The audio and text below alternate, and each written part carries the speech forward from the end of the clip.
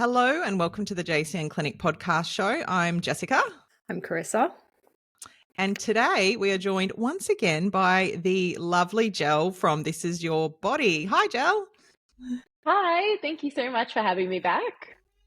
It is a pleasure. We so enjoyed our chat with you last time, and hopefully a lot of our listeners will remember. If you haven't heard that conversation, you can go back and have a listen. But before we dive in, can you give our lovely listeners just a little bit of a background on who you are, what you do, in case they're new to you?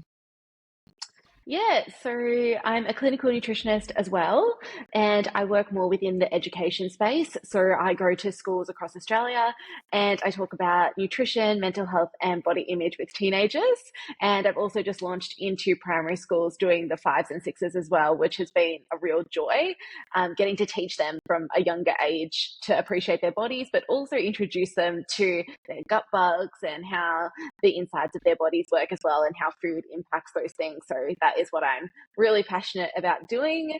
I got into it because of my own personal struggles with my relationship with food and my body, and this determination to hopefully minimize the number of young people today that go through these things. So very much in the education space. I do some clinical work, but my joy really is getting to connect with loads of students and just see their faces change when you kind of drop something on them and that like kind of makes them question what they already know. So that's where the joy comes for me.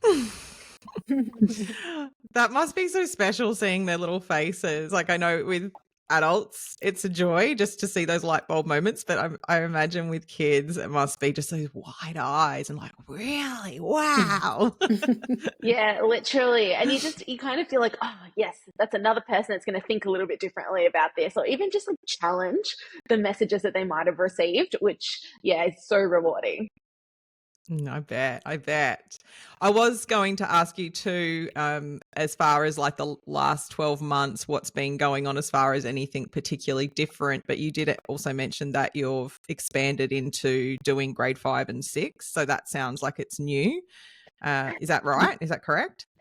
Yeah, that's new, which is great. And I think something that really has changed a lot since last year, because prior to mid last year, I was predominantly just working with the young people, but I've really expanded now to be doing lots more PDs for teachers and wellbeing coordinators, and also working with parents as well. And that has been equally as rewarding because, when you get someone who's a guest speaker come in for like an hour at school, that's like great. And I think it's always amazing when the school does that. But, if those messages aren't being continued and the language isn't going to be consistent across the school community and in their homes, it makes it a lot harder for that kind of stuff to translate. So it kind of feels like we're all in it together now and we're united in our front. And equally, the teachers are just as shocked when they learn about all of this information. And a lot of teachers and wellbeing staff are so unbelievably overwhelmed.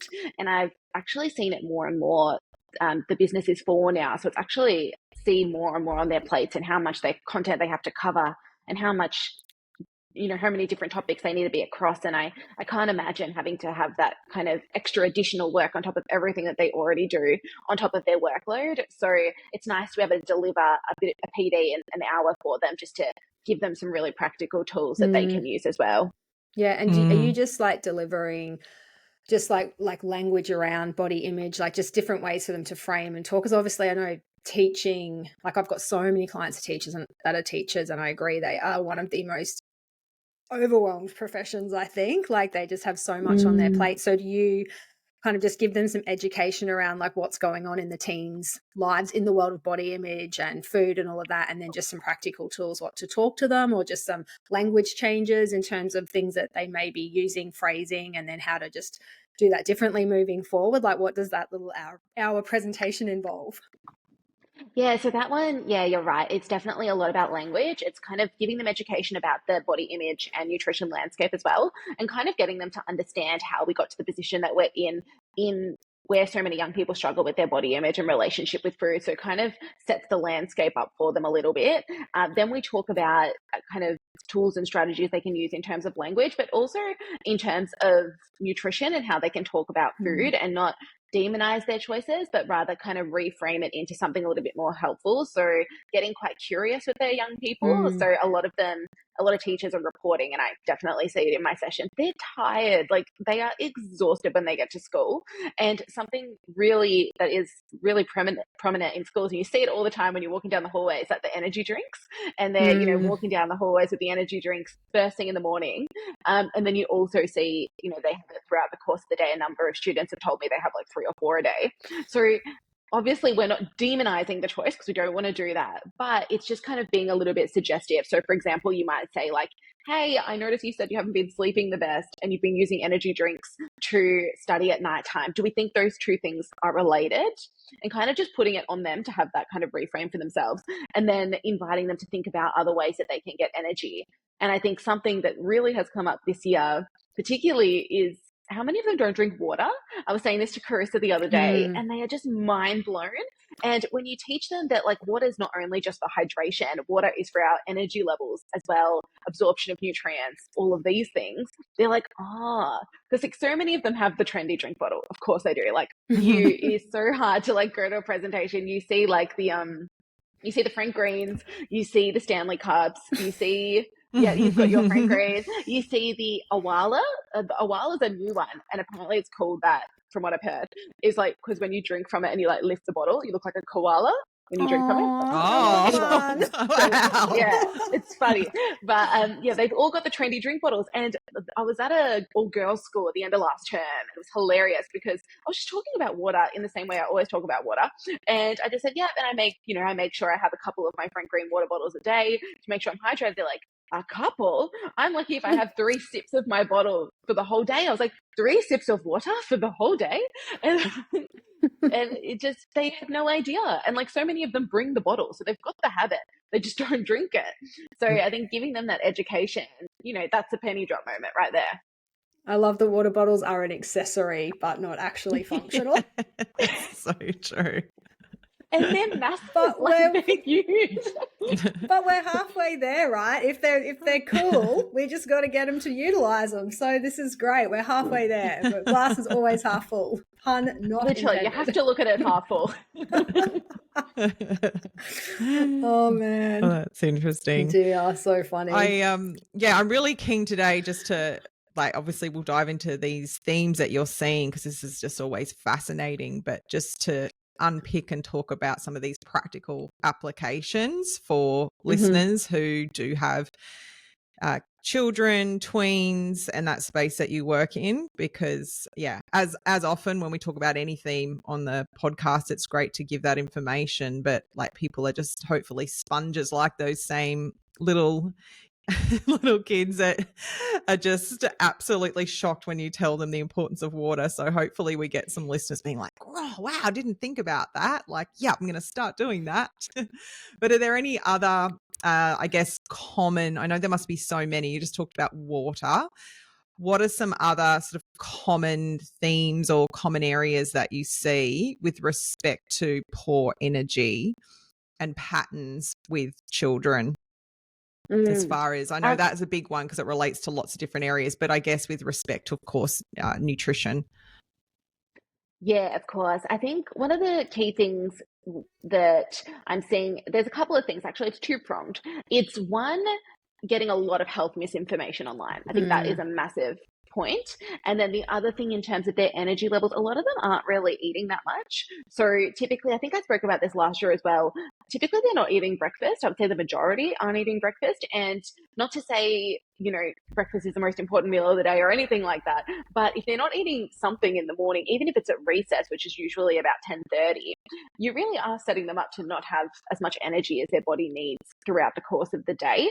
So that is a really key thing that I'm educating as much as I possibly can on at the moment, and providing as many practical tools around that as I can. And something I started doing this year, which I just shattered, I didn't think about it earlier, but teaching them ways that they can prepare breakfast the night before is key. So what I've been doing is, like, I think a lot of your listeners would know how to make overnight oats. You just container, jar, night before, mix together, you know, some oats, some milk, some chia seeds, nuts and seeds, some fruit, and then put it in the fridge. Next day, breakfast is ready to go. And I think for a lot of people in the industry, that's kind of like part and parcel. But for these teens, this is foreign. So what I do is in our myth busting session that we do in our sessions is I said, I bet you can't prepare breakfast in less than 3 minutes the night before school. And I'll ask 2 students to come volunteer at the front, and I'll have all the ingredients set up in front of them, and I'll set up the my laptop with the recipe on it, and we get all of the students to like cheer, and I set a timer for 3 minutes, and they race to see who can make overnight oats the Such a good fastest. idea. And they get it done in a minute and a half. Like even students have never done it before, done in a minute and a half, bang. And so many of them are like, oh, like I didn't realize it could be that easy and it could be that simple.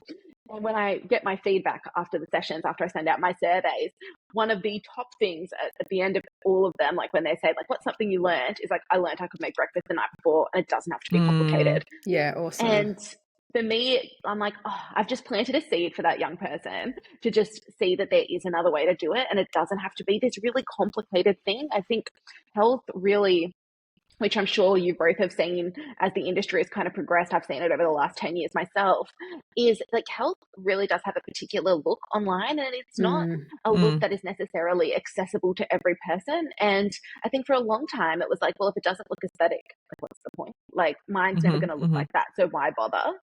And I know it's not like, you know, fun or zesty or sexy to like be like, just put a few little nuts and seeds on top of your food, but it's like it can make a real difference, and it doesn't have to be complicated. And I think removing that barrier to being able to access health for them is something I'm really proud of doing. Yeah, that's awesome. I think in general, like, and just like it across all ages, like you're obviously working with the younger kids and the teens and the tweens, but even in our space, health has just become so complicated. I think we even said this 12 months ago when we were all chatting, that we've got 40-year-old women who still don't know how to make breakfast, not because they don't want to do it, but because there's so much misinformation about what a healthy breakfast is, but it's just become so complicated that they don't know what to do. So I think like getting in, you know, getting them young and shaping these little brains to simple things like oats, but also then I look at that from a bit of a subliminal message as well, is you're, without realizing it too, allowing them to understand that carbohydrates, which I think is a big thing. I don't know if you see this in the teen space. I've got a couple of teen clients, but carbohydrates are still quite feared, like obviously in mainstream health, which is just, you know, to us that's insane because we know how important they are, but especially in that teenage demographic where if they what they're seeing online and Instagram and TikTok and all the things, like, is that, you know, they're still thinking they can't eat carbohydrates because, you know, for body image and stuff like that. So without realizing it, you've just made food fun, but you've brought in such a beautiful whole source of carbohydrate for breakfast. Win. I had a question around the energy drinks. Like, obviously, that to me is just mind blowing that they're having one for breakfast. Like, if there was any parents listening, and that is their kid or their child or their daughter. Sorry, I use the word kid a lot, but I've been pulled up on them a few times. But anyway, if that is their child and their child is having, or their teen or their tween, and they're having energy drinks, like how would you, because obviously no one who's a teenager likes being told what to do. I didn't when I was a teenager. So how would you say to a parent or a teacher, like obviously you drew the correlation there between poor sleep and energy drinks, but like let's talk about energy throughout the day, and if they're skipping breakfast and having an energy drink, like what information could you give to our parents listening about talking to their kids about how that is not really an ideal choice for so many freaking reasons that we could mention, and then how would they go about talking to their teen or tween about how to, you know, make a better choice? It's a really, really good question. I think about it in a couple of ways when it comes to this. I think in terms of actions, I think one of the most valuable things we can do is model in the home. I think that is where a lot of it does start. They often subconsciously model what their parents do in the home. So if they see mom or dad or whoever's in the house getting up, making themselves a breakfast, and they might be eating it on the go, or they might be sitting down eating their breakfast, they are more likely to follow suit in that behavior because that is something that has been modeled to them. In the situation where perhaps they've seen someone in the home just like grab a coffee, grab an energy drink, that kind of behavior is internalized. It's like, oh, that's what you do in the morning. So I think that's an important kind of starting point. And that's not to demonize you if that is something that you do. That is so fine. But I think sometimes you do need to walk the walk if you want your young person to be able to follow suit with that, because you don't even necessarily need to say anything in that context. By you just doing, they're able to model and learn off of that. So I'll say that as like a starting point. Excellent. In terms of how to have the conversation, it's really interesting because, like you said, teenagers don't like to be told what to do. It's not, that's not something that they like. And it's, it's a massive part of their psychological development when they're that age as well. They want autonomy. They want to be able to make their own decisions. And, we can't really interfere with that. A huge deal. What we can do, though, is give them, I call it a nutritional why. And I talk about this in my parent and my teacher sessions all the time, right? I think even if you think about like government campaigns and you think of supermarket campaigns, it's always like, eat fruits and vegetables because they're good for you. That's it. Full stop. That's not working, clearly. Like, that message was around when I was a child. And I can tell you it didn't work because it's not a good enough reason. And it kind of doesn't really give our young people an opportunity to be curious either and quite like understand their bodies. So I talk about the nutritional why, and that is actually giving them a meaningful and tangible reasons why to make a different decision or to perhaps modify their decision. So for example, I use the example of like explaining where their liver is and their glycogen. So glycogen is like your storage tank. And I explained to the teenagers that having slow releasing carbohydrates like your bread, like your pasta, like having oats, something like that, that helps to fill the energy tank. And then I describe your fast releasing carbohydrates. So things like, honey or jam and these kind of things. And I explain that to be like the top up fuel. So we don't use it we can't rely on those things to fill up our energy tank, but we can use them as top up fuel. And that is a really helpful way to explain it to your young person, being like, okay, why don't we have some toast? Because that's actually going to fill up our energy and make it last for longer.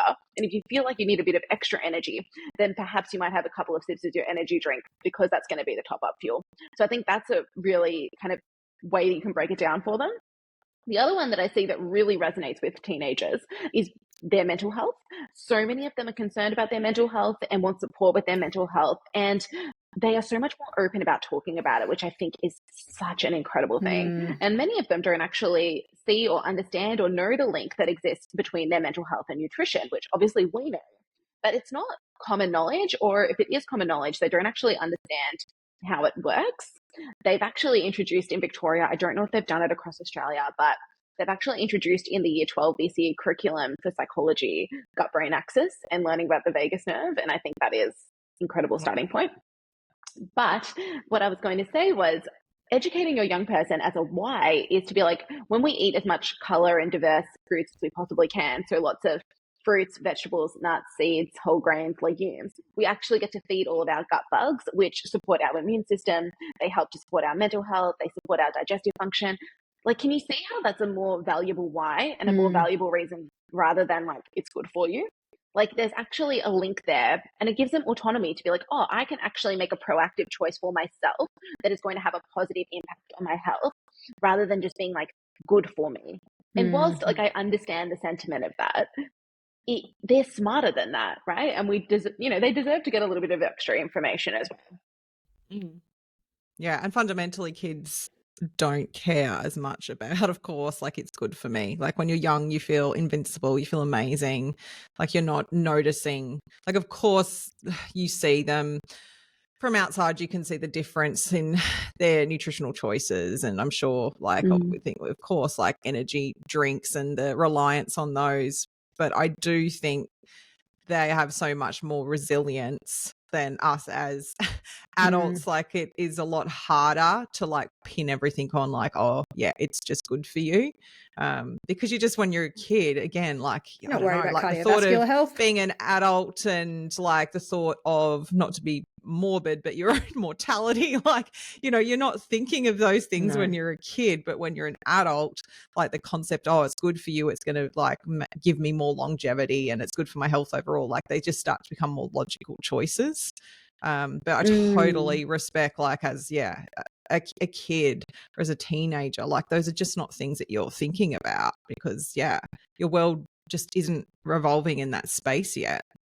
So I love how you do that. Like, it's finding those actual, key components that will resonate with them. And I love also how you're talking about, not only educating the kids, but also the adults in this space, the teachers that are communicating with them to ideally use that type of language or think like, oh, how can I twist this a little bit to speak in the language that will resonate with this child or this teenager. I mean, we do it clinically all the time too. Like, you're always looking for, even within adults, to find like, what is that thing that's going to pull them over the line, because every person's so different.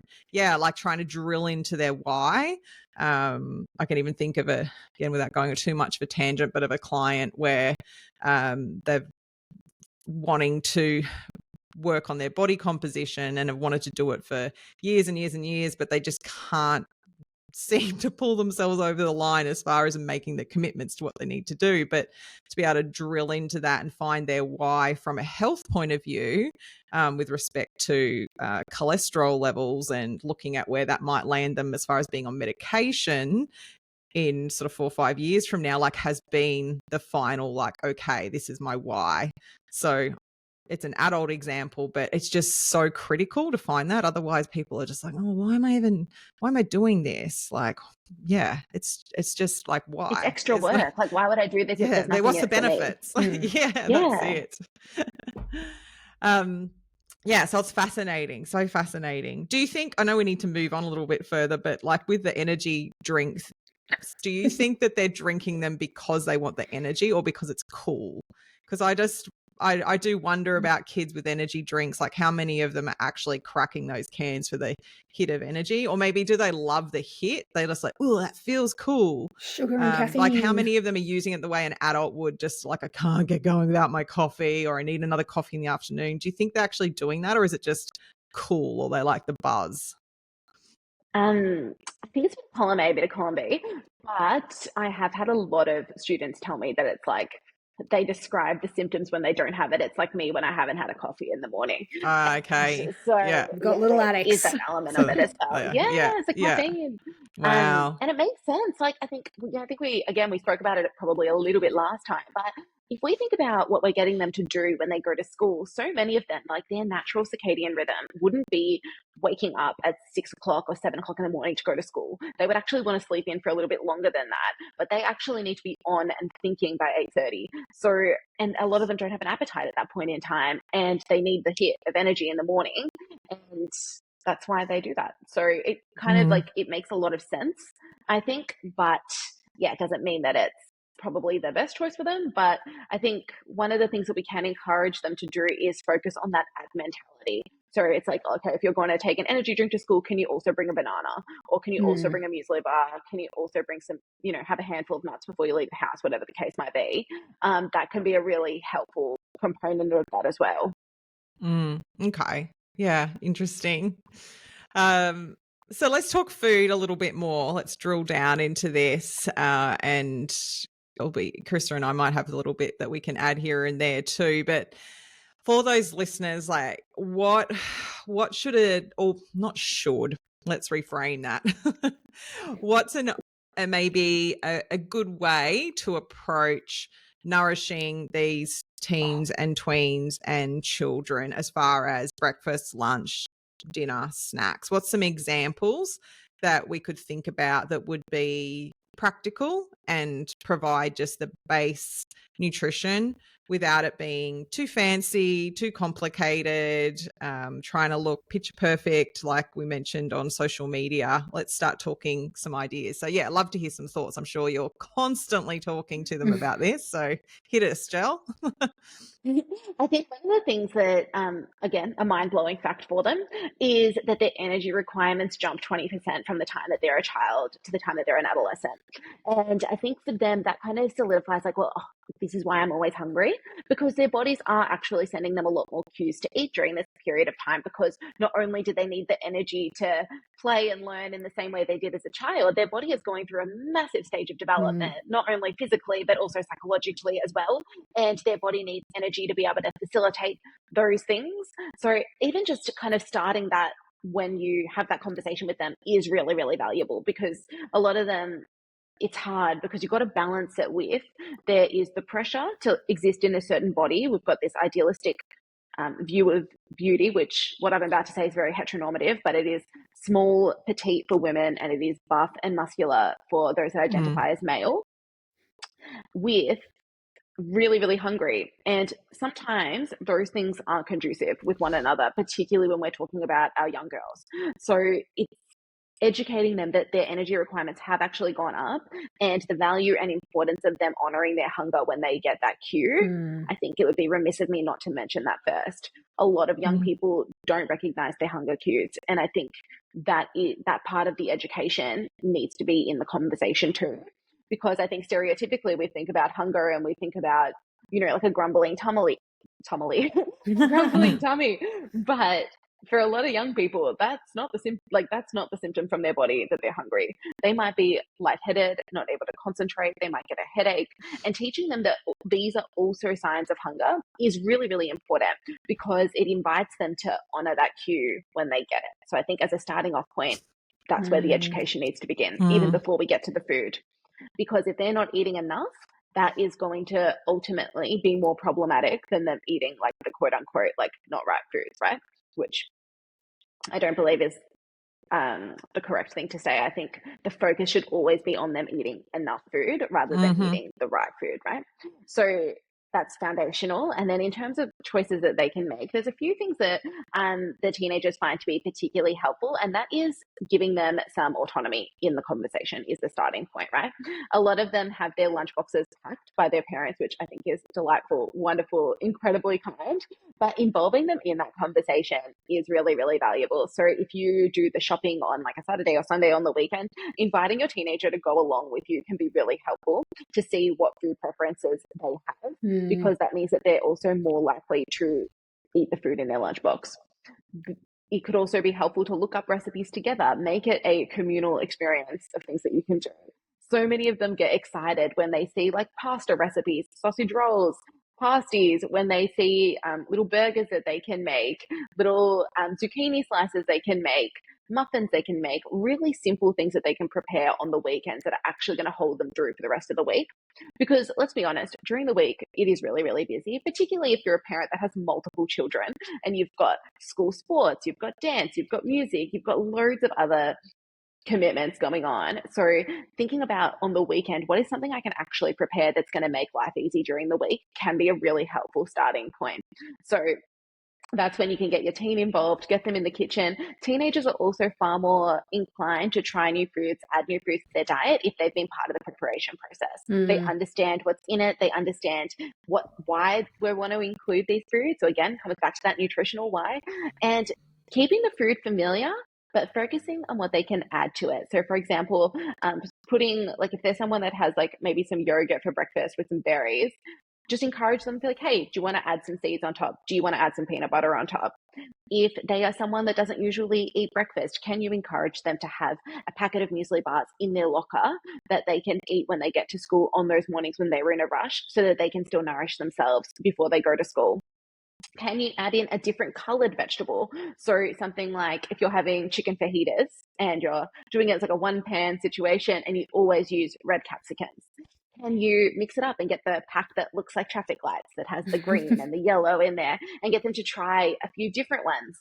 Teach them about the benefits of having herbs and spices. We know that herbs and spices are also beneficial to the gut microbiome. So can you mix up your recipes to change up your spice a little bit? I know that when I make chicken at home and I'll crumb it with some breadcrumbs and almond meal, I'll often change up the spices so it tastes a little bit different for us. So sometimes I'll go like the oregano Italian seasoning kind of vibe.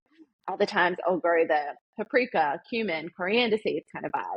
And all of those things add, different nutrients to our gut bugs as well. And I think teaching them that it can be really simple is something that is really helpful for parents, and it also really helpful for teenagers because it encourages them to get a little bit creative. Just a couple of weeks ago, actually, to give you an example, I made a pasta bolognese and I wanted to do a little experiment on my partner and my mum to see if they could guess the secret ingredient.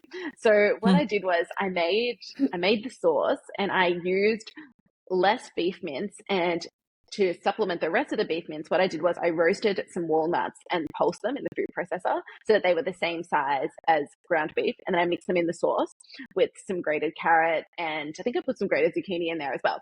And I got them to just like sit down and eat the pasta. And I was like just sitting there like on the edge of the desk. I'm like, okay, who wants to guess the secret ingredient? And Mum was getting so annoyed because I reckon she went through every possible food.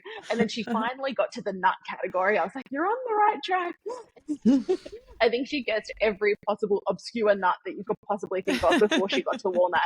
But it was just a way to make it really fun. You know, it just made it enjoyable. It was a novelty, and it was a great way to get walnuts into our dinner. So keep it simple. It doesn't have to be overcomplicated, and use what you have available in your fridge and pantry. Like, do a proper, you know, all of us have those little, I don't know, maybe it's just me, I have these tiny little plastic wrappers that are all rolled up with an elastic band that sit in the miscellaneous pile because there's not much I can do with, like, you know, a tablespoon of pine nuts. But you find little ways to use them, and just getting them to think a little bit outside the box and be creative can be such a wonderful thing. And that's why I think recipe blogs and people online that create recipe videos do so well, because people are always looking for inspiration. We always tend to make the same things, which obviously if you're in a rush, you're going to gravitate towards what you already have in your diet. But how can we use those core recipes, those favorite recipes, those things that we can rely on, and add to those? And I think that can be so much more beneficial to our health and well-being than trying to, you know, go on these crazy meal plans, or, you know, try a bunch of things that you can only stick to for a week. Like, we want sustainable health here. For sure. I think they're one of the standouts there, like as far as the practicality of even thinking about breaking this up into meals as such, is more so firstly the focus on having the children involved in the process as such. So like, as soon as, instead of maybe thinking about it as like particular meals broken up through the day and trying to create like a quote unquote sort of perfect macro balanced meal, it's more like, well, first and foremost, let's get them involved. Let's think about like how just them being in that process is just naturally going to have them eating more diversity, eating more complexity of food, because if that's happening, you're already winning. I think we might have mentioned last time, you know, from working with kids in the clinic. Is kids not a good word? Am I like way out of the loop on that one? No, I don't know. I say it as well, but I've been corrected by a few people over the years that you shouldn't call kids, well, you shouldn't call children kids, because kids are babies. Is that right, Joel? You would know. Is it like kids not the best word to use anymore? Like, yeah, but it's just what we say. Like, I don't think it's offensive. I don't think it's offensive necessarily. I go with young people because it kind of makes them feel a little bit more grown up. So I go with young people.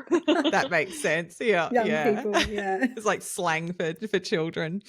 This is totally Aussie slang, isn't it? Where are the kids? It is. You know, and I've now completely lost my train of thought. I don't even know what I was going to say. I just said kids, and now I'm like, we're gone. I don't know what I was going to say.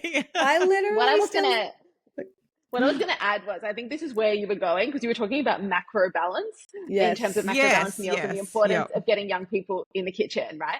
And I think the point I want to acknowledge at this point is, which I think we touched on last time as well, is that a lot of young people are choosing not to eat at school. There are a number of reasons why a young person may choose not to eat at school, right? So what can we do in the home environment to make sure that they're eating enough, that even if they aren't eating at school, they can still get their caloric intake in for the day? And I think that's the thing I always want to reassure parents of, because a lot of them fear that if they're not eating at school, they're not getting enough nutrition in. And yes, while we do 110% want our young people to get consistent energy in throughout the course of the day, if that's not a possibility, you can still do it. But the negotiation and the conversation should be in that situation. Well, how can we have a really nourishing breakfast, a really good afternoon snack, a really good dinner, and maybe another snack after dinner? And if you're doing all of those things, if they're not eating for that window at school, it's not going to be as problematic, as catastrophic. As catastrophic as you might think. Yeah, it's got to be realistic for your family. That's what I was going to say, is that like clients who are worrying about their aside, like not eating at all, which we'll get into, but not having like perfect lunches at school, and I've had numerous conversations with the parents about, look, don't stress too much about that. Like, as long as we can get in a good breakfast, like if it's these whole foodie snacky items in their lunchbox through the day, they're still getting nutrition in over that sort of 5 or so hours they're at school. Like, best case scenario, they do eat that sandwich, but yeah, if they have all of these bits and pieces, they're still getting nutrition. And then when they get home, as you just said, like you can get in that nutrition as like some sort of a small meal there before dinner, and you can still get enough in the day, but it's not the same as far as like sitting down and being able to always have these perfectly balanced meals. But yeah, you mentioned then about the not, I know you mentioned this last time, because I think Carissa and I were just pretty blown away by how much this was happening. I think we'd heard about it, but didn't realize how rife it was. So it's so big that kids just aren't eating at school. How do you even go about approaching that and getting them more aware of how important it is, but even again the conversation with the parents, and having, even if the parents do have the ability to have the influence there, like again, it must be really hard. I feel like there's a chance that they may listen more to someone like yourself than their parents, who is an outside voice and presenting it in a particular fashion. But yeah, if you could speak to that, that'd be amazing. Yeah, I think that is very common. A lot of parents and teachers say to me, they're like, babe, we've told them this message so many times, and now all of a sudden you waltz in here and then they start listening and it's and it's like, I was definitely the same when I was a teenager. I think my mum could have said something till she was black and blue in the face, and if somebody else said it, I was like, that's a great idea. So I can definitely appreciate that. A couple of points of what you've just said there. Going back to the sandwiches at school, throwing it out, that kind of thing. I think that is an invitation for a conversation with your young person, because that may not necessarily mean that they don't want to eat at school. That may mean that they just don't want to sit down and eat a sandwich at school. So that's where you can have an opportunity to have a conversation there, and their lunchbox might actually just look like a whole bunch of snacks, and that's also fine, right? We would rather them be doing that than not eating, right? If we look at it like a scale, for example. 100%. Top tier, macro balanced meal. Second tier, having loads of snacks. Third tier, maybe not eating at school at all, right? So I think even if they don't want the sandwich, I think that's an opportunity for a conversation. Be like, hey, I noticed you haven't been eating your sandwich at school. Is there something you would prefer to have in there? Invite them in, have the conversation with them. So, and I also think, there is so much we can pack into, which we know as nutritionists, there is so much you can pack into a muffin, or so much you can pack into a banana bread, or a frittata, a yogurt, a frittata. Exactly right. There are so many things that you can pack into these foods, right? And even if it means that they're not eating as much, you can still get a whole lot of nutrition in a format that is really easy for them as well. I think especially some schools that I go to in particular, they want to be able to eat something with one hand and do something else with the other, right? So let's have a conversation about that. Maybe a sandwich requires two hands, but something like a wrap might be an easier option for them as well. So invite your teen into that conversation is what I would recommend doing. And even if you just go into literally just go into Google and be like, lunchbox ideas for kids or lunchbox ideas for teens, you will get a whole bunch of different recipes on there, and then, pick one together. Which one can we make together? I think that is really a helpful thing that you're able to do, so that they're included in that process, like I said before. So then you kind of move to the lower tier of that, is a lot of young people not eating at school. And I wish I could come back to you this year and say that it's not as much of an issue as it was last year, but unfortunately I can't do that. I'm still seeing that be very, very prominent in the schools that I'm working with at the moment in particular. We're seeing it typically start around the year 8 period of time. And I think it was really interesting for me this week in particular, actually, because I was at a primary school this week. And when the bell goes for lunchtime, they actually sit down in class and eat their lunch before they're allowed to go outside and play. And then if you think about that, and then they go to high school the next year in year 7, and all of a sudden they're on their own. They don't have those kind of rules that they have to sit down and eat something before they go outside. And that is when I think, you see these issues start to pop up. And I think that is why it kind of apexes a little bit at that year 8 period of time. And last year we went through a few of the reasons why young people might be choosing not to eat at school. And just a reminder, it could be things like high stress, making them feel really nauseous at school, which means that they're uncomfortable. This feeling of being judged, that has come up for me so much this year. This feeling that they are being judged for eating at school, or they're being judged on their food choices that they make at school. Eating doesn't feel like a safe thing that they're able to do. They're not able to access foods at the temperature and texture that makes them, feel really good. We also have a lot of young people that can't identify their hunger and fullness cues, and that might be because of medication that they might be taking as well. So we need to acknowledge all of these things as part of the conversation. And I think in terms of if this is something you're noticing in your young person, really initiating the conversation from a place of curiosity, instead of being like, you just have to eat it. Why are you being so difficult? Which I can appreciate would be really, really hard to watch your young person not eat and be like, why don't you just do it? I don't understand what it is all about. But until you're kind of in that school environment and you can feel the pressure that that young person is under, I think it is very understandable why they choose not to do that in the school environment. So I think it is important to approach it on a case-by-case basis and ask the why, because all of those reasons I just gave you, and which I will say a lot of them have come from a colleague of mine, Margot, who works in the neurodivergent space, I think all of those reasons would kind of evoke a different action. And we can't just put a blanket statement of, if your kid's not eating at school, do this. Because it is going to vary from circumstance to circumstance. And it is really important that you sit down and you have that conversation with your young person, because some young people are going to be open to that negotiation that I spoke about earlier. So if you're not comfortable to eat at school, what can we have for breakfast? What can we have as an afternoon snack? However, other young people, which unfortunately I've had to work with a lot this year, they're not really eating much at all throughout the course of the day. And I think when we get to that scenario, that is when we need to loop in student wellbeing and student services at school and get that young person support and help. Because what we know when it comes to disordered eating and eating disorders, it's very rarely about the food. There's something ongoing on in that young person's life, and the food is just the way that they're able to control the situation. It is a coping strategy in that situation, and that needs to be addressed more holistically. So I think that seeking support is really, really important. And whilst I think in a broader way, I'm able to go in and educate a whole year level and get them thinking a little bit critically and get them feeling inspired about food and get them inspired to add new things, bring food to school, try new recipes, all of these kind of things, there are going to be young people that this doesn't resonate with because they don't feel comfortable to eat at school. Yeah. So I think providing them with the knowledge of where they can go for support when they need it is pivotal. The value of eating enough, that is also really important. And knowing that they feel safe to ask for help is also really, really important. So I think those things together is how to approach the situation. I think a lot of the time they're getting their health messaging online as well, and there is this pressure to look a certain way, and they think that they can take that into their own hands. Because if you think about the way that that information is being delivered, particularly by content creators and influencers, it looks so aesthetic and accessible, but it isn't necessarily.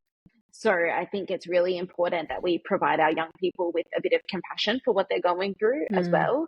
We don't minimize what they're experiencing, and we hold space for them to share and create a comfortable space for them to be able to share openly with us and keep us as part of the conversation, but also know that it is important to refer if you are noticing that behaviors aren't improving. And I'm seeing that a lot at the moment. Do you feel like, Jel, there will be, I can't even remember if I asked you this 12 months ago, but I feel like just as part of that, like that, what you were just saying there, but do you feel like there will be a space where nutrition becomes more of a mainstream subject in schools? Because I imagine if there was a space for that, then even that referral network in terms of being not able to like single out or, but being able to identify the difference between kids that are just not eating because their friends are not eating, or just not eating because they don't like what's in their lunch box, versus kids that have actually got you know, they need some extra help in that area. They need to, you know, like, do you feel like there's enough infrastructure in schools at the moment to help in that space? Because again, I don't know, but I imagine that, I think back to when I was in school, and there definitely wasn't, like, we're talking 25 years ago, but talking to my teens and tweens now, like, I don't imagine that there is. But what do you see, like, on the ground? Do you think, or do you feel like it is a landscape that is changing and we'll see more support, education, and all of that in that space? Like, what are your thoughts, or what are you seeing? I don't want to get myself cancelled. There are a couple of situations. There are a couple of things. So I want to get myself cancelled. So one of the things is, I've had schools tell me that they're not allowed to teach nutrition education at schools because it can be a trigger to disordered eating and eating disorders, and the school doesn't want to be accountable for that. So told by who? Sorry. It's like told by, is that just, do they say who, or is it like, do you think it's I'll get myself cancelled? I think it's different. It's pressure from different organizations. I think it's really hard. I won't say that. It is really, really hard, right? Because there is a fine line between nutrition education and teaching young people the benefits of adding fruits to their diet, and some students taking that too far. And the challenge is, because so much information is unregulated, it can be scary and harmful to send a young person online to do research for an assignment that they're doing, because you just don't know what they're going to stumble across. And we don't want them stumbling across that. So I think as a landscape, that needs to be said. The other thing that I'm saying, this is the bit I'm worried about saying, there are loads of schools that I go to, and the healthy food pyramid is still up in kitchens. It is still being taught as the pillar of health. And it is putting the message out there that some foods are good, some foods are bad, and you are a bad person if you do this, and you're a good person if you do this. You need to eat this before you eat that. So very much like earning foods. And that is becoming the dialogue, and they're often adopting the same dialogue that so many of us were given when we were young people. Do you want to give an example of a school I was in last week? I was presenting to a health class, and I went into the classroom, and on the walls, they, as their previous unit, had to research I think it was like the biggest diseases impacting Australians, something like that. Right? So on the wall, you see, you know, a couple on heart disease, a couple on respiratory disease, and the one that I saw the most of was on obesity, right? And the issue I have with that is that it is teaching young people that a person's weight is a marker of a person's health, right? And I think we know that if we look at a person's health holistically, there is so many more things to take into consideration than just their diet choices and just their movement choices. And when we are boxing it in to those things, we are contributing to the message that is continued to be perpetuated over years and years and years, that people that live in larger bodies are lazy. They are unmotivated, and they are not taking care of themselves on purpose. And we are missing the nuance. We are missing the understanding of why a person lives in a large body. We're taking away genetics. We're taking away trauma. We're taking away food as a legal like a legal tool to be able to cope with difficult things going on in our life. We're taking away stress. Medication. We're taking medication. Yes, exactly. Other diseases. Physical disability. Physical disability. I'll just keep adding them. But do you know what I mean? Like, it is so much bigger than that. It is so much bigger than that. And when you see these posters of like, they just need to move more and eat less, it's like, no, that's not what it is. And it continues to send that message. I nearly cried in a presentation this week. Just, gosh, I really need to like rein it in. I just, you know, when you just care so much. You do, and we were talking about, we've been doing a lot of body image stuff lately in terms of what do you see when you look at this character. So what I've been doing as an activity, particularly for the younger kids, is I'll put up on the board like a cartoon, and I'll get them to be like, okay, what messages come to mind when you see this cartoon? So the example I gave was, have you seen The Little Mermaid? Yeah, Ursula. So I put Ursula up on the screen, right? So I did a screen where I had Ariel, And then I said, okay, what are all the characteristics that you would associate with Ariel? And they said, yeah, she's kind, she's beautiful, she's curious, all of these wonderful attributes, right? And then we put up the picture of Ursula, and they said, you know, she's like, they said she's huge, she's evil, she's horrible, she's disgusting, she's all of got these tentacles. She's got, yeah, one of them said, yeah, she's an octopus. And I was like, yeah, right. All of these things, right? And I said, why do we think that Disney in this situation and a bunch of other movies portray the villain in a larger body and the hero in a smaller body? And so many of them are like, I don't know, because you could be a villain in a smaller body. I was like, yes, you can. Gold star for this year 5 student. But you could see the penny drop. It's like, yeah, why do we always associate that? And it's because that's the message that's been sent from a younger age. And then we see that messaging be translated as they get older from the health landscape as well. And like, look, I'm not going to lie, Ursula was in my nightmares for much of my childhood. She was a terrifying character, right? But she would have been equally as terrifying had she existed in the smaller body. Exactly. Yeah. And we need to be teaching young people even the language to use. And back to my story that I was saying, because so many of them were vilifying her and her body, there were a couple of young people, actually probably a decent handful of young people in that class that did live in larger bodies. And you could just see it on their face how uncomfortable they were, because they were like, well, if they think that about her, what must they think about me? Yeah, exactly. And I think it's really, really important that we're educating young people that just because a person looks a certain way, that doesn't mean that they have those stereotypical characteristics that we have associated for far too long that are associated with that body, because it's just not the case. And it means also for a lot of young people, they feel like, well, if I don't have that body, then why should I? Why should I bother going for a run? Why should I bother having some fruits and vegetables? It's not going to make a difference. I'm not going to look, quote unquote, like I'm healthy.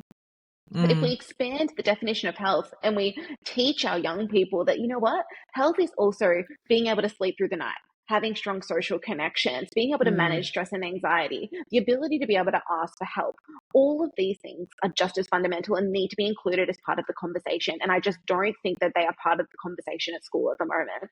And that's not to say that that's not something that will develop and become part of the curriculum in the future. And I'm fingers and toes across, and I would love to be part of it if anybody's listening that is associated with that. But it's not at the moment. And I think that is a real gap.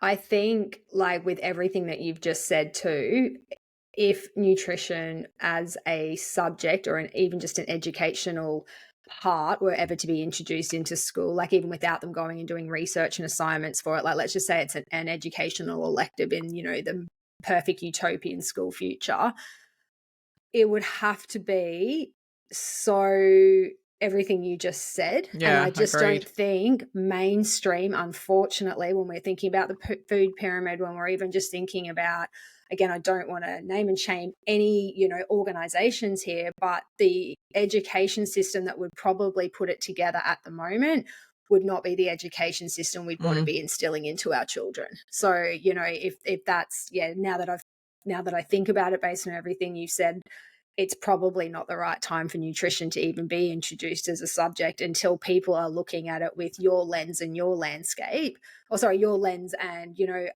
I think, and we've just got so far to come in that space, because I think, you know, if we're trying to develop the right language around food, we're trying to develop the right education system around food, we're trying to come with an add more approach and don't have good foods and bad foods, and we're trying to tackle and, you know, talk to teens and tweens about body image and what they're seeing on social media. Like, I actually don't know how you'd put that into a subject, you know, like a nutrition class. Well, it all has to be packed in together, doesn't and get it? it Like, right, like in a point that in a way that you're actually not just going to be, you know, just setting them up for a whole new layer of, you know, damage. I know that's a horrible thing to say, but like you look at what happened when we were all in school, and the lack of education in that space, and then what was education. Maybe we're just not ready for it. Maybe it's I think it just needs to be packaged together, like as far as not just we see this clinically, like nutrition holistic comes nutrition. in with psychology and with mental health. Like, it's very hard to pull apart how we eat and why we eat without looking at who we are and our relationship with food. And I think this is what needs to be considered to put, like, I can't think of anything better to put this type of education into the school system, but it needs to be done in a way that it includes not only like learning about nutrition, but it needs to be about the psychology around nutrition and understanding yourself, and talks about body image. Like it all needs to be learned and discovered and put together so that they're understanding those really important connections. And I think, I don't know, it's interesting, isn't it? Are we ready for that? Like, I'm sure that there are, like, there's people like yourself, Jel, doing what you do, and surely there's people out there that are more kind of broad thinking in certain organizations. It's just having more and more of these conversations, and hopefully seeing more of it come into schools. So we'll see. I think it also needs to be more inclusive as well, like in the sense of different cultures and ethnicities, because I think we have a very narrow view. I'm going to say we, as in like in Australia, a very narrow view of what a quote unquote healthy diet looks like. And there are so many different cultures throughout the world that eat in very variable ways and are very healthy and, well-rounded in that. And I think when the conversation around food, I'm really, really curious, especially when I go to schools, and I will ask the school, what is your demographic at the school? Because I want to make sure that on my slides, I'm including foods that are accessible to them and that are part of their culture, because there's a lot of talk about the Mediterranean diet, and of course, like, the Mediterranean diet has a heap of research behind it. It is fabulous. It's really beneficial to our health and well-being.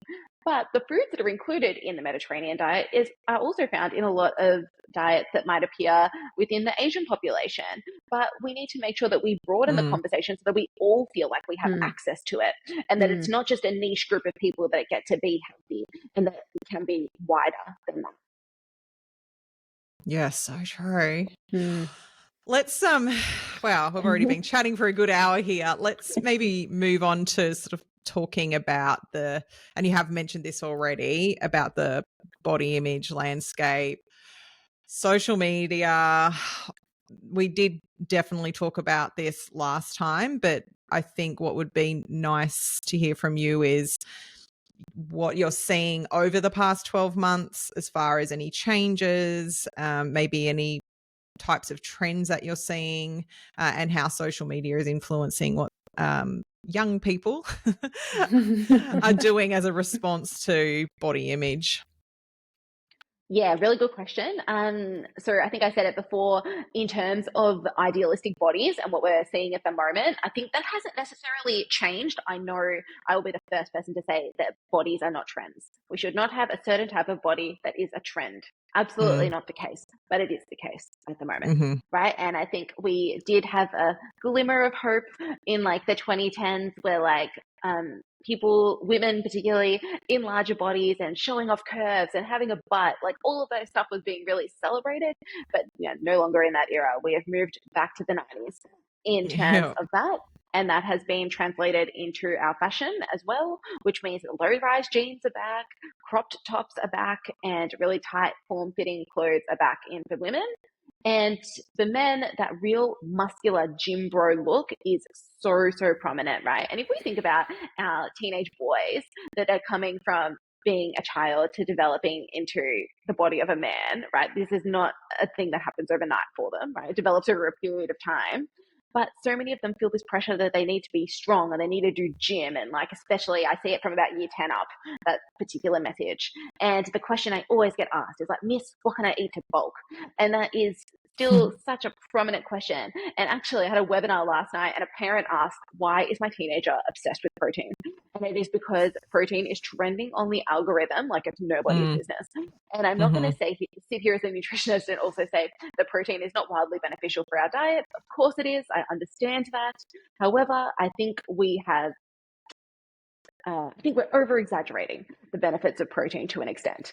And I think we need to, it's gone too far. Like, I'm sorry, like I think Khloe Kardashian came out with it this week. She's releasing protein popcorn. Popcorn doesn't need to have protein in it. My fucking God. Do you know what I mean? Like, I just think we just need to have a little bit more of a common sense approach to protein. I literally said this to, I've been saying this to a couple of my clients over the last few weeks. I'm like, I feel like it's just so typical of the wellness space we come from an RDI of protein that we realized was too low because we're just trying to sustain like basic human function.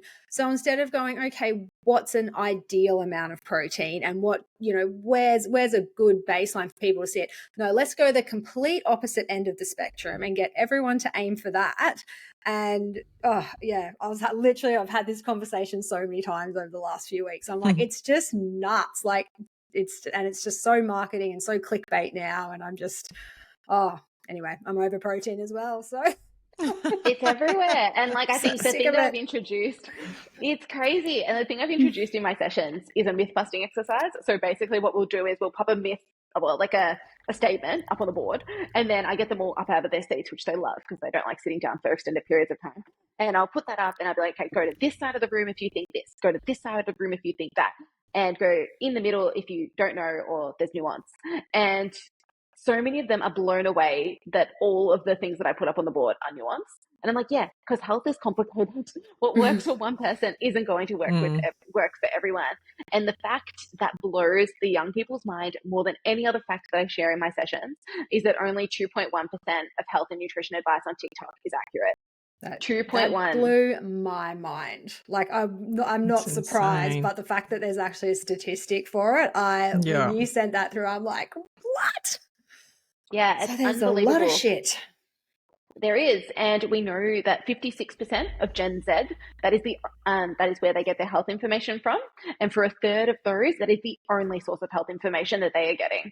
Right? Wow. It is quite scary that is the information that they are receiving online, and they believe it. Of course they do, because it is packaged up so neatly. It is approachable. It is accessible. There's no nuance, because nuance just makes things complicated. And they're like, yeah, so if I do this, I'll look like this, and if I eat this, I can do this. And it is just so oversimplified in terms of health and nutrition advice. And I think the thing that I educate parents on and teachers on is they have to understand the algorithm and how it works. Things that are clickbaity, that are fear-led, that are controversial, they are the things that trend on social media. If we were to, post a snippet of this conversation online, which I think would be wonderful if something like this trended, and we're talking about the nuance and we're talking about there's multiple different sides, it's not as trendy as if one of us went online and said, which this is not true, but eggs are the worst food you could ever eat. But if I did do that, that would be, bam, I got your attention. You know what I mean? Yeah. And people will watch that kind of content, and it's educating teenagers that these are the tools that they have, in their toolkit to be able to hold your attention for long periods of time. And that feeling of them being able to relate to you, particularly when we're talking about the influencer space, them relating to you is them being able to sell to you. So the method that a lot of influencers use is create an insecurity. Like, for example, you're not eating enough protein, and one that you don't already have. And then they relate to you, be like, oh, I remember when I wasn't eating enough protein. And I'm going to sell you the solution. When I started using this protein powder, my protein requirements, you know what I mean? Like, and it's so simple. It's such a 3-step method. And that is what our young people are following. And it's really challenging, because how do you teach them to be able to discern between someone who's got a very particular body that they are aspiring to have and someone with a qualification, and who they're going to choose to get information from? A study just came out from South Africa, which I thought was fascinating, because it was for youth. They did it for youth aged 18 to 25, so a little bit older than the high school demographic. But what they found was that a lot of young people really care about the quality of the information being shared, not the quality in terms of the studies that have been done, the quality of the image, the quality of the video. That's what they care about, and that's what keeps them scrolling. And what they found was that I think it was 87% of them said that they would prefer to have someone who is relatable and share their personal story and get health information from them than to get health information from a qualified professional, which sat at about 74%, which I think is still, above 50%. But if you consider that they're still more likely to place more emphasis on somebody who is unqualified but relatable and has a shared personal experience, we know that there's an issue that needs to be addressed there. Yep. Oh my God. You did this to us last time, Jel. You dropped some statistics, and then I was like, just in this I just want to absolute cry. doom cloud. I want to cry. It's pretty grim out there. No. It is. Believe me, we are on social media and we 100% agree. We It's have a lot of challenging too, because I was speaking to a colleague about it recently, and I think I've created this beautiful place on my social media where it's a lot of people that really appreciate their bodies and they're celebrating their bodies and they have Yeah. diverse diets. And I sometimes forget that there's that really dark corner of the internet that still exists. And I try not to click on anything in there. And whilst I think it's important that I'm across that kind of messaging that is being shared there, I don't want my Instagram to be that kind of place.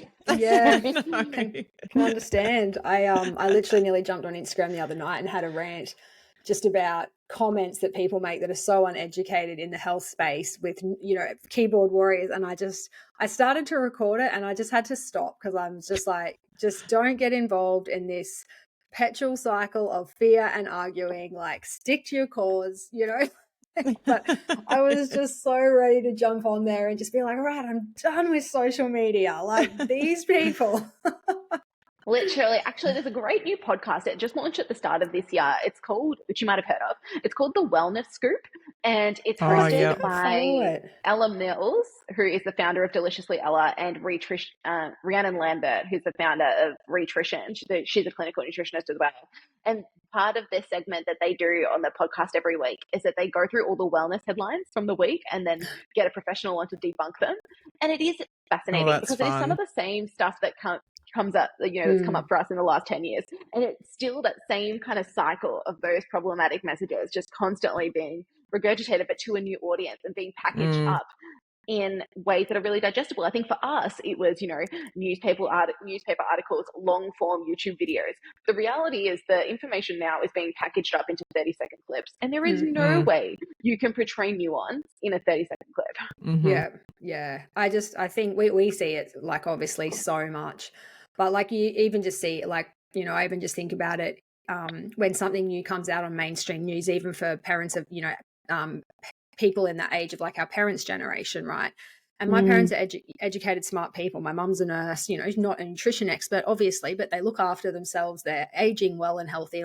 And something will come on the news that's clickbait, and mum will just run with it. And she'll tell me, did you know? And I'm like, Mum, I'm going to pull up the research article. Here's how bad this is. Well, you know, and you've just got to sit there but, you know, they're believing it in their age. What like hope do our little ones have when, you know, they're not trained to pull apart research, and, you know, and we now are up against a mechanism, which the mechanism or machine is social media and clickbait. And it's just, it's hard out there, man. I think the biggest challenge that I'm seeing at the moment is that appearance is very much kind of like currency in school as well. So it's your ability to make friends, maintain friendships, not be teased at school. And for a lot of them, they know that the behaviors that they're engaging in aren't helpful and that they are harming their health, but they don't care because they would rather be accepted and be part of a group than to be isolated. Yeah, wild. Which I don't feel like is anything new as well. No, I think how it's approached has maybe changed, like how maybe young people are approaching it, but it is kind of painful to think that like, just I'm sure we can all think back to our own childhood, and it's so important to fit in and to unfortunately there is even at that young age as a female, and I think that's what I've seen change too, is like males now too, it's such a like common space for them to also be affected. But I think when I was at younger, less males were affected, and I think we can again give that pleasure to social media and just how much worse I think it has become. But it's just such a hard time. Like there's just so much that's going on, and so much so much sort of like reflection, like back onto what you look like and but also always like trying to fit in, just trying to, and it's so crazy because like obviously we grow up and it's about being an individual and embracing who we are, but when you're a young person, all you want to do is just be so normal and like everyone else and just fit in and have everyone like you. I mean, it's a whole nother conversation, isn't it? But I can so see how you're so passionate about this area. And I imagine at times it must go from being wildly rewarding to just like wanting to burst into tears multiple times a week. It must be super emotional. Oh my God, I cry at least once a week. So yeah, it's heartbreaking, sometimes, and especially when a young person will come and they will tell you something that they're going through at home, or they'll share something about a little sister that they're worried about. Like, you just feel this sense of like responsibility for them. And I think that's one of the hardest bits. But that said, I do have a beautiful story. I had a student last year. I presented at a soccer club last year, and this student got a lot out of the presentation, and she actually emailed her U-level coordinator to say, this girl needs to come talk at our school. And to the school's credit, they got me in this year. And I was so blown away at the response from this school. And so many girls came up and spoke to me afterwards. But one of the girls was like, I'm the girl. I'm the one that emailed the U-level coordinator. And I had bought her something. Like, I'd bought it like a little present to say like a humongous thank you. And she's like, I knew that they would resonate, and I knew they needed this message. And I was like, wow, wow, just absolutely blown away. And so many of them want help, and so many of them want support. And I think that needs to be celebrated. And I think the fact that so many schools are willing to have this conversation, challenge the way that things have been done in the past, I think it would be remiss of me not to thank those schools and to really, see how far we've come, because, 10, 15 years ago, this wasn't conversations that were happening in schools. And now they're starting to happen. And I think that's a really beautiful thing. And we can say that we've got miles to go, because I definitely believe that we do have miles to go, but some steps are being taken now. And I think 100%. We need to celebrate that. For sure.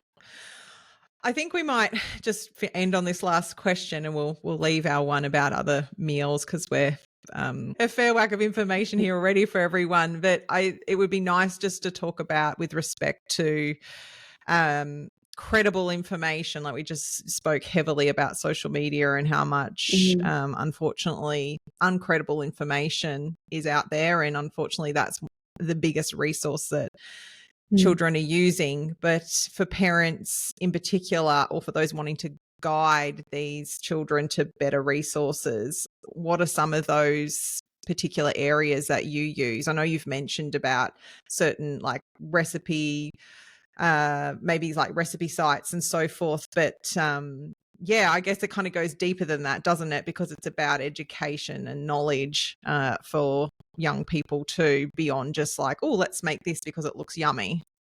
Yeah, of course. So I think some really fantastic places to kind of start is, if you are already on social media, like just thinking about who you follow, I think can have a really massive impact. And if you are seeking recipes, and you want recipes that are, I don't want to say balanced, but recipes that are diverse in like their nutrients and that are going to fill up your young person, look for the title clinical nutritionist or registered dietitian. Like, actually look for those kind of recipes. So I would recommend Rhitrition. I would recommend No Food Rules, Nude Nutritionist. All of those are doing amazing things in the space. And obviously JCN Clinic, This Is Your Body. We are also trying our best to support in this space. From there, I think it's important to get into podcasts, because I think that's a really accessible way to get information, and you're able to get nuance, because it is not a 10-second clip. It is usually an hour, 45-minute conversation where you actually get to hear and learn about things. And it's a really accessible way to get information, I think. You can put it in when you go for a walk, or in the car when you're on the commute, or while you're getting ready in the morning. I think that's a really great place to get information. In terms of language to use to support teens, I would recommend, obviously I do heaps in that space, but the Embrace Hub do heaps in that space as well. If you're curious to learn more about the education space and how can I use food in my home, Deakin University, their Food and Mood Center, have a bunch of free courses that you can do online as well that teach you how to add foods to your diet and the benefits of doing those things. So that's free and really accessible. In terms of books, I would go for How to Raise an Intuitive Eater if you want to go for something that is, more about relationship with food. And then I would also recommend The Science of Plant-Based Nutrition, which is by Rhiannon Lambert as well. So really digestible nutrition information for the layperson. If you want to know more about body image, I would love I think you would love to watch The Role of a Lifetime on ABC episode 3. It was a free show that the ABC did, and that episode was all on body image and explaining the whole social media picture, which I think is huge. Free information again. And lastly, in the body image space, there's an amazing podcast hosted by Alex Light Dietitian on Instagram. It's called Should I Delete That? And earlier this year, they did a body image series. So it was like 6 or 8 episodes where they really deep dived into body image and provided some really helpful strategies as part of that as well. So lots to keep you entertained there, I'm sure. Oh, amazing, Jill. That's so good. So much. That's excellent. That list was fantastic. Like, that's really, really helpful. Like, talk about giving some good practical solutions and sort of guidelines for people to go and actively follow. It's obviously we've talked a lot about all of these areas where it's so challenging, but I just absolutely adore that you just gave all of those real practical options. So fantastic. And if anyone has any questions about that, I think you might have had them written down there, Joel, so I'll get you to send them through to me and we'll pop them in the show notes so people can just have an easy click to get, because we know in the land of social media, everyone is a little lazy, and if they've missed it and they can't click on it, it's not going to happen. But yeah, let's wrap this up. I mean, this has been, as always, a really amazing chat. Again, you're just so passionate about this area. It just oozes out of you, and it's just an absolute delight to hear you talk about it. I'd love you just to let our listeners know where they can find you. If there's people listening like, I need this amazing lady to come and speak at our school, like, how do they make that happen? Are you available just in Victoria alone? Do you travel? Let us know all the details. Thank you very much for saying that. And I will be sure to send you all of those resources so you can pop them into the show notes as well. You can follow me on social media at thisisyourbody_nutrition. And you can go on my website and you can learn about all of the sessions that we offer in schools. And we also offer the ones for parents and for teachers as well. And you can book in a discovery call that way, or just send me a DM on Instagram. Generally, I present in Victoria, but I have also traveled a lot in the last year. So if you want me to travel, that could definitely be something that could happen as well. I'm very much open to that, and I love seeing different pockets of Australia. So definitely on the cards for me more so. So yeah, if you have any other questions following this session as well, session clearly I presented last night, following this podcast as well, you can send me a message as well. Like, I'm very happy to answer any questions, because I know this field is extremely overwhelming, like we spoke about today. And I think sometimes just having someone just reassure you or package up some information in a way that's a little bit neater, I think that's always helpful. I released a teen lunchbox ebook last year as well, and I'd love to give your listeners 20% off. So just use the code JCN20 at checkout and you'll get 20% off that as well. Love it. Wonderful. Absolutely wonderful. Okay, well, thank you so much to everyone for listening today. I hope you've enjoyed this conversation, because we certainly have. And as we said, if you have any questions, you can ask Angelica directly, or you can, as always, DM us through our socials too. But thanks for listening, and we will catch you next time. Bye. Bye. Bye.